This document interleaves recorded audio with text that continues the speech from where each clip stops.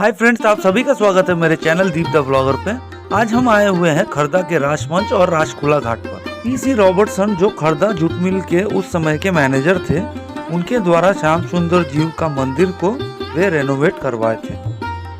गंगा के तट पर बैरकपुर अनुमंडल के अंतर्गत उत्तर 24 परगना में एक छोटा सा शहर है खर्दा। खर्दा को कई खूबसूरत मंदिरों के आवास के लिए जाना जाता है, जिनमें से सुंदर 8 चाला वाले श्याम सुंदर जीव का मंदिर का विशेष उल्लेख है। इस शहर में श्री रामकृष्ण परमहंस देव जी, रविंद्रनाथ टैगोर जी, सिस्टर निवेदिता जी और कई अन्य जैसे कई प्रतिष्ठित व्यक्तियों का आगमन हुआ है। यह स्थान वैष्णवों का घर है।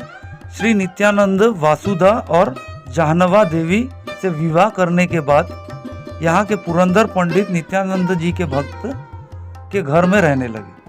पुरंदर पंडित के अपने निवास को छोड़ने के बाद नित्यानंद महाराज यहीं पर बस गए थे। घर कई अलग अलग पौधों से घिरा हुआ है और इसीलिए इसका नाम कुंजोबाती रखा गया है। इसी घर में नित्यानंद महाराज के पुत्र वीरभद्र गोस्वामी का जन्म हुआ था। इसी घर में वीरभद्र द्वारा श्याम सुंदर कृष्ण की मूर्ति की स्थापित की गई थी।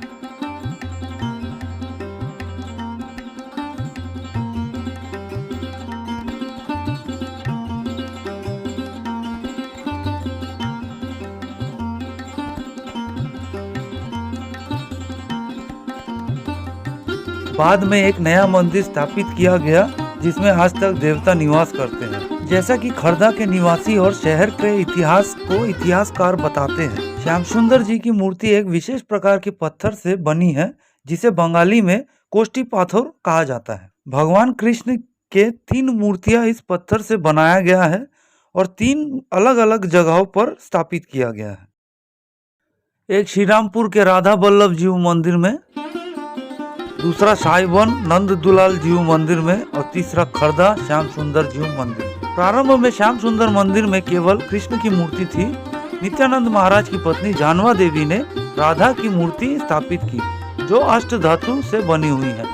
हर साल नवंबर में पड़ने वाली कार्तिक पूर्णिमा पर खर्दा में रास उत्सव बहुत भव्यता के साथ मनाया जाता है। यह कृष्ण और राधा रानी जी का प्रेम जश्न मनाने वाला त्योहार है। हालांकि मुख्य त्योहार 3 दिनों तक का चलता है। इस अवसर पर 1 महीने तक चलने वाले मेले का भी आयोजन किया जाता है। गंगा नदी के तट पर खुली जगह में स्थित सुंदर अष्टकोणीय सफेद राजमंच है, जिसे राजखुला घाट के नाम से भी जाना जाता है। पूर्णिमा से शुरू होने वाली यात्रा यह 3 दिनों तक चलती है। देवता को 3 अलग अलग पोशाकों में तैयार किया जाता है और मंदिर से राजमंच तक एक चतुर्दोला, एक प्रकार की पालकी में ले जाया जाता है।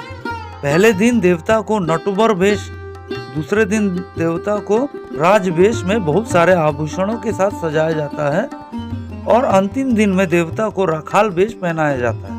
भक्तों के द्वारा जगमगाती रोशनी, संगीत और कीर्तन के साथ एक विशाल जुलूस का आयोजन किया जाता है, जो उत्सव में बहुत महत्वपूर्ण भूमिका निभाता है। हर शाम देवता को मंदिर से राजमंच तक ले जाया जाता है और अगले दिन सुबह को एक पालकी में वापस लाया जाता है। अंतिम दिन देवता को वापस मंदिर में नहीं लाया जाता है, बल्कि दोपहर तक राजमंच में रखा जाता है। दर्शन और पूजा के लिए भक्तों की कतार लगी रहती है। देवताओं को फिर एक जुलूस के साथ मंदिर में वापस लाया जाता है। रास्ते में देवता स्थानीय घरों में घर घर जाते हैं और लोग पूजा और भोग लगाते हैं। इसे गोष्ठो यात्रा के नाम से जाना जाता है। श्याम सुंदर मंदिर पहुंचने के बाद खिचड़ी से भरा एक विशाल कांस्य डेचकी, खाना पकाने का बर्तन, नाथ मंदिर के बीच में अन्य खाद्य प्रसाद के साथ रखा जाता है। देवता को यहाँ पुरोहित की गोद में ले जाया जाता है। देवता खिचड़ी की एक झलक लेते हैं और फिर तुरंत खिचड़ी लूट नामक एक अनुष्ठान किया जाता है। इस रस्म के लिए सैकड़ों लोग इकट्ठा होते हैं। यह इस त्योहार के सबसे अनोखे और विशिष्ट अनुष्ठानों में से एक है। इसे विराट भोग के नाम से भी जाना जाता है। श्याम सुंदर जीव का रास उत्सव बंगाल में सबसे पुराना और सबसे प्रसिद्ध है। 3 दिवसीय उत्सव पोत छाड़ो मोरब रोजो जॉय लॉम्पोट कानाई कीर्तन के धुन के साथ आता है और फिर समाप्त होता है। रास मंदिर लौटते समय गाया जाता है और यही अंतिम कीर्तन होता है।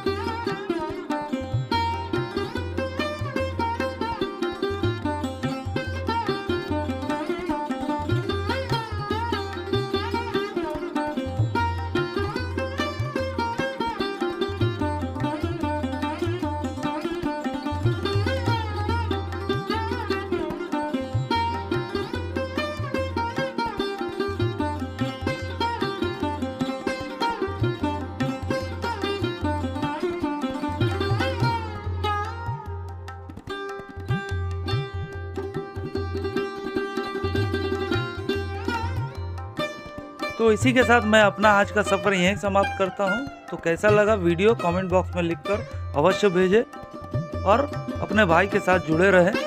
चैनल पर अगर नए हों तो लाइक सब्सक्राइब कर बेल आइकन को दबाना मत भूलें, इससे हर नई वीडियो आप तक पहुंच जाएगी सबसे पहले। तो फ्रेंड, तब तक के लिए देखते रहें दीप द ब्लॉगर। जय श्री कृष्ण।